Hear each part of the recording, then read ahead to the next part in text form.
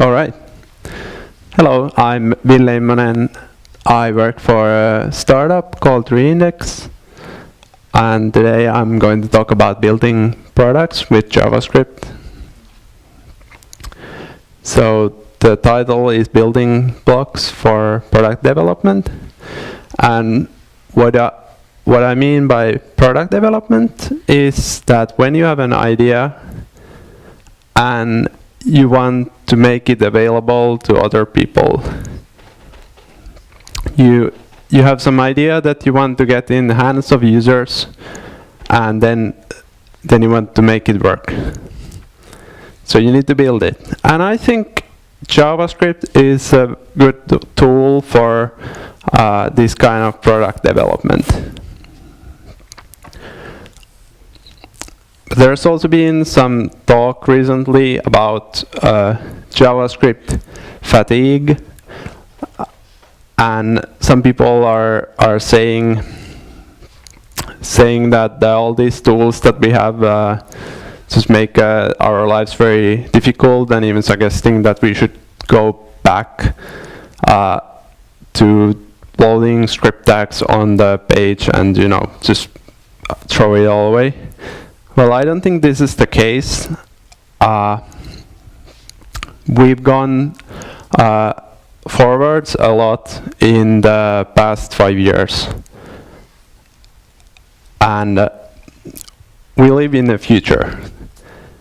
The things we have today are very good. The usability problems that there might be, I think they can be solved with better tools. But what we have is already pretty amazing. Like in the past years, we've got all these latest generation frameworks. And they seem to be converging on pretty similar ideas about how stuff is done. Like all of them have some kind of all of these libraries or frameworks here have some kind of virtual DOM, but I don't think the virtual DOM is what's important. I think what's important is that they make it very easy to compose stuff. Some of them, like React, Ember, and Angular, use components for this. Others, like Elm and Cycle.js, use functional composition for this.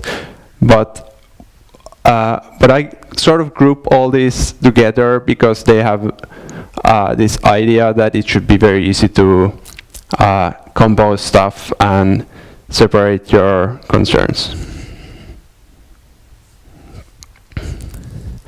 So we already live in this future where we have this universal, cross-platform, hot reloadable, functional, reactive, predictable JavaScript. So and that's on the front end. So what do we have in the backend is another question. So here we have all these kind of great tools. So when we need to build this idea that we have, we might also need to learn about those, right? And the thing is, like, we are all very smart people, so we can learn them, of course. So this is not about what we cannot do. It's about having better things to do. We have this idea that we need to make happen. So the question I'm asking is, do we really need all those backend things, or hire someone else to build the backends for us?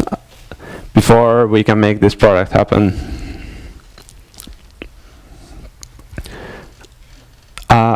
And I think the answer is that no. We can use different building blocks, different services for this, and get things done faster and focus on what we really want to build. So here are some parts of what might be a web application that we would like to build. So we need some sort of web server, where we can serve our static assets if it's like a single page app. Usually we want some kind of authentication, need to store some data, and we need an API to talk with all those. Let's say if we want to make an Instagram clone, then we would also have some file uploads, and often there's maybe some sort of search.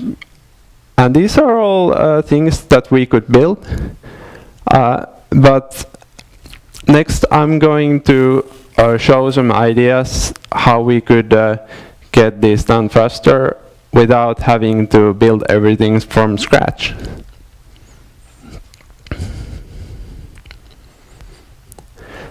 So the web server, let's start with that, because that's like the most simple thing in my opinion, but it isn't always so simple.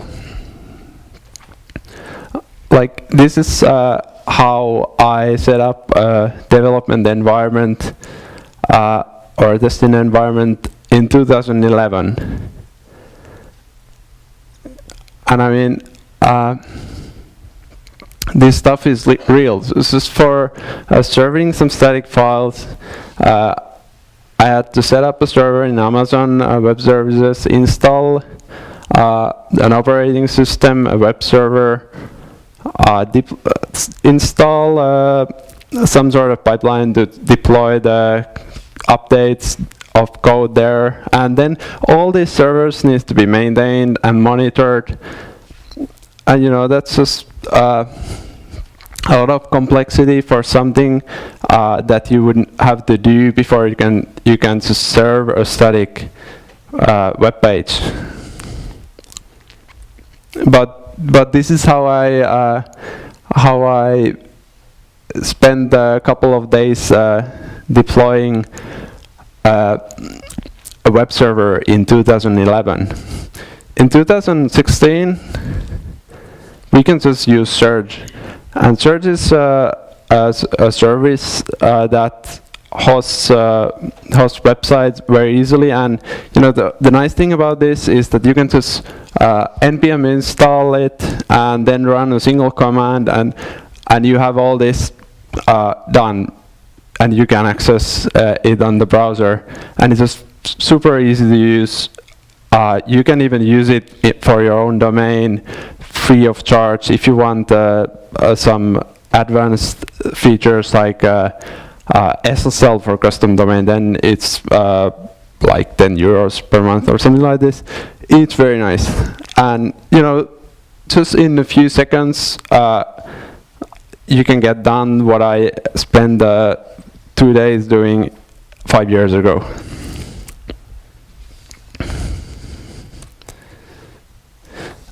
And the next thing is some sort of user management. So for example, if we were building this app, we wanted the people to be able to sign up and log in. And then if you were to build this, you would have to set up this all this code in Backend to sign up and log in. You would make all these UIs for this, and also for resetting passwords and this kind of stuff. And yeah, on the back end, you would also need to make sure that you store the passwords in a secure way, and then it's like another bunch of services that you need to deploy and maintain and monitor them so they keep running. So this year I'm just using Auth0, which is this amazing service that they have this like widget called Lock that has all the UI for sign up, and it basically connects to every kind of sign up service that you would need. Like you get all those Facebook logins and that kind of stuff, and password logins and passwordless, and it also has a nice API. So if if the UI doesn't do everything you want, then you can of course build your own and use the API. But it's a very nice thing, and they do all the user management very well. So these days I don't feel like there's a need to write yet another login page and sign up page for a new project that I would do.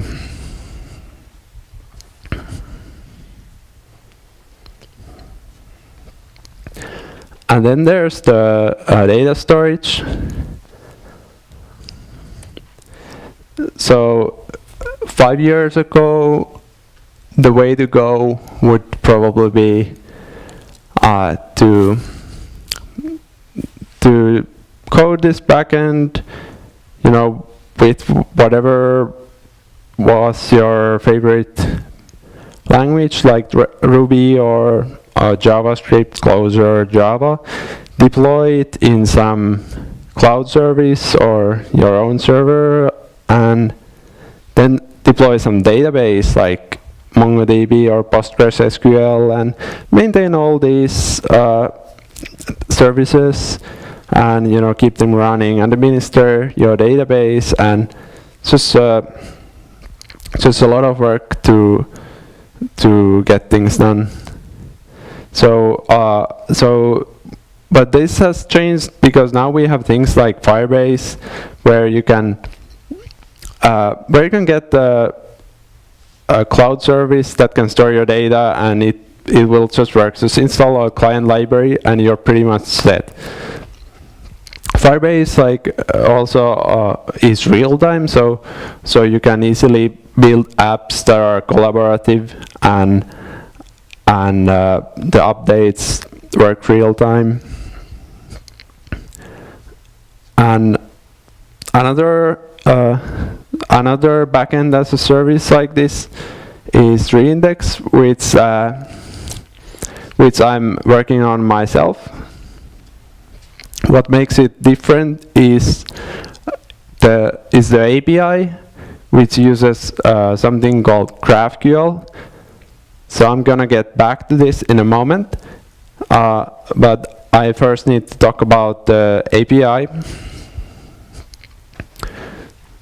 So the standard API for now about 15 years has been the RESTful APIs, and there are numerous frameworks that you can use to implement this, and it's pretty loosely standardized, but it has this basic idea that you have these resources that are normalized, and then you have an URL for each of them, and you can do some sort of HTTP operations on them.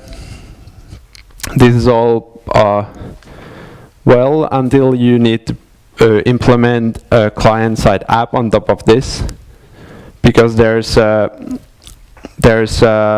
mismatch between this kind of data and the way we as product developers think about the data. Because when you look at the code in the front end, we have all these hierarchies of views, and we have hierarchies of components for them. And we would like to have some data to fill in those views. So we think of those. So we think of the data as this hierarchical structure, basically a graph. But if we want to fetch it from a REST API, we need to make all these requests to get all the normalized resources from it. And this also makes it pretty complex to write the client library for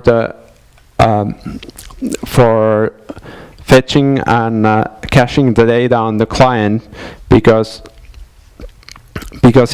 it becomes pretty complex because of this impedance mismatch between the hierarchy and those resources, and because every API is basically unique snowflake. It's different from every other one. We also need to make this custom code for every project we do. And there are some efforts to make this better and to standardize it, like JSON API, which are a step in the right direction. But those are still constrained by the idea that you would have a separate URL for each resource, and you could only fetch one at a time. So if you have a hierarchy of components that need different data, you cannot just compose those data needs together and fetch them, but you need to still make all these requests to the API. But fortunately, there's a solution to this. It's called GraphQL.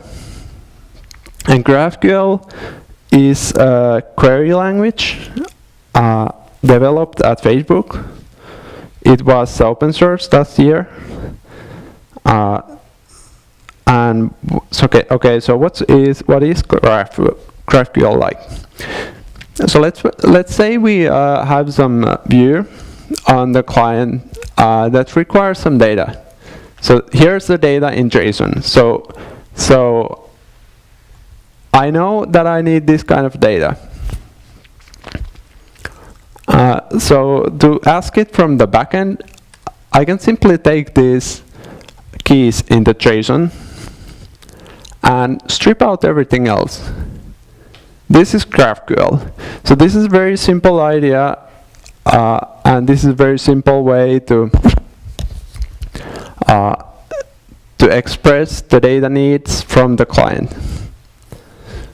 And we can have arguments also in GraphQL, and then we run this GraphQL query. We send it as a string to the server, and it will spit back the JSON data that we need.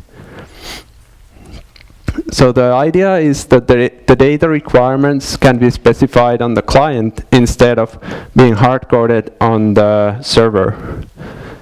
So each hierarchy of components can define what data that is required for it, and then we get all these data requirements together, and we can send a single query to the server, and it will send us back just the data that we need.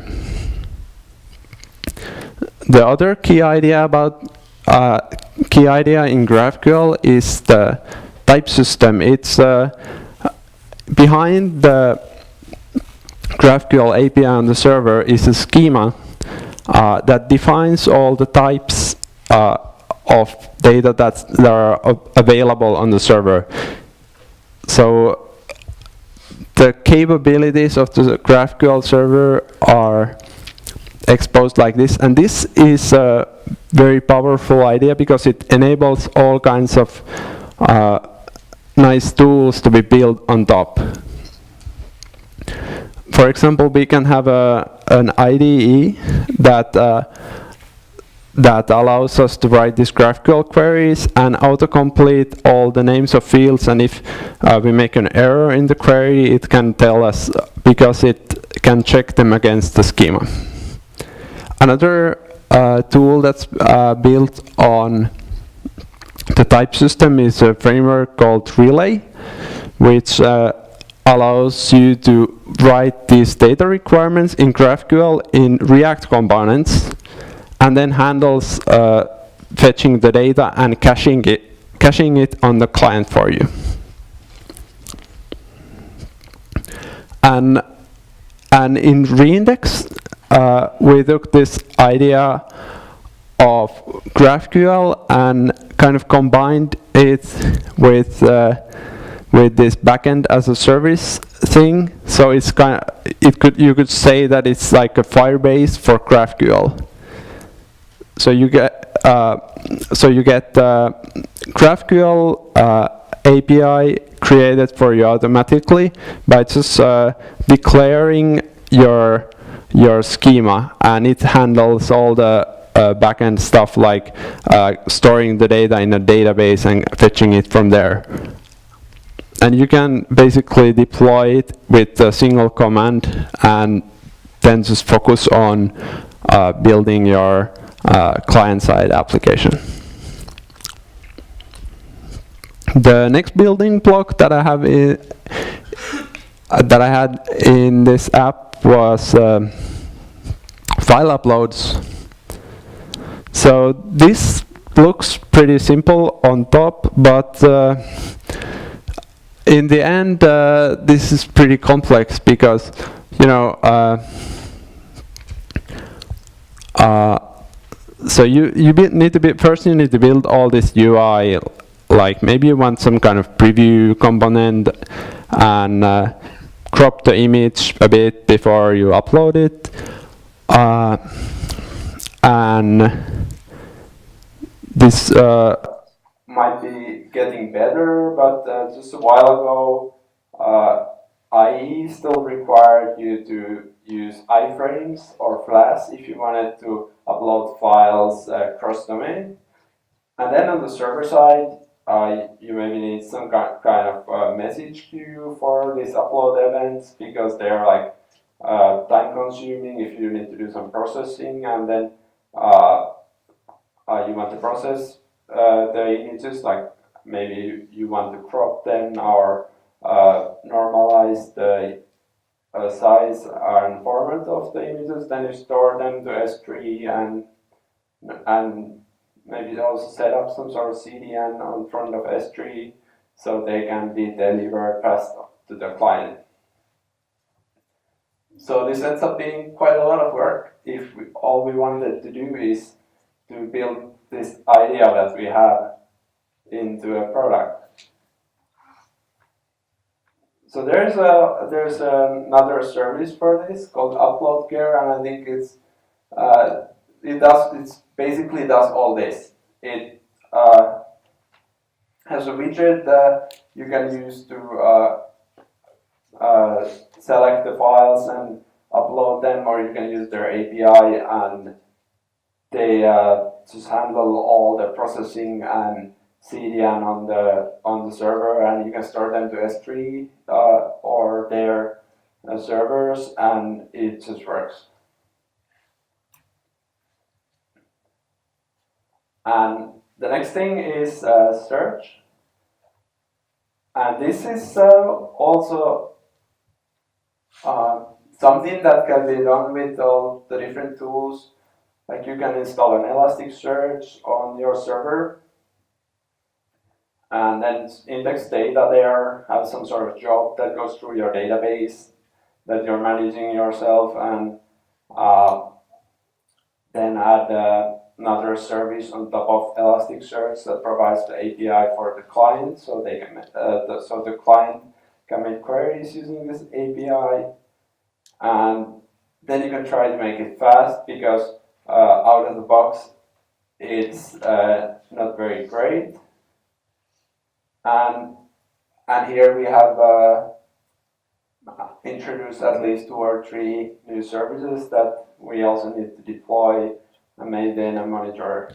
Starting to see some kind of trend here. But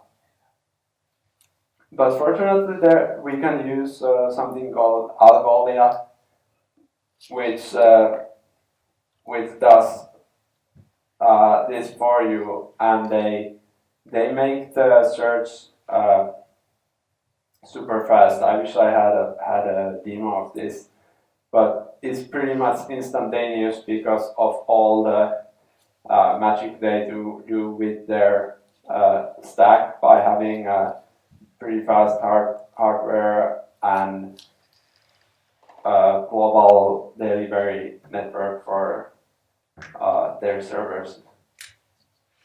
So instead of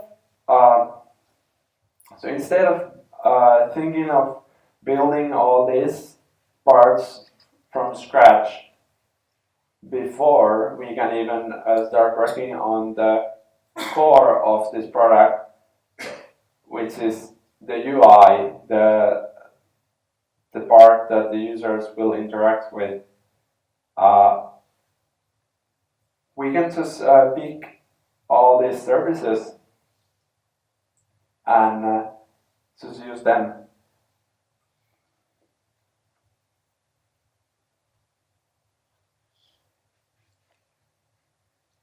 Because as developers, we have some superpowers.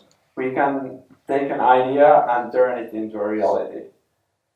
But our time is limited, so it makes it precious. So we shouldn't let it go to waste. And so the next time you're writing yet another login page or CRUD API, consider if there's a service, a ready-made building block that already does it for you. Thanks. Do you have any questions?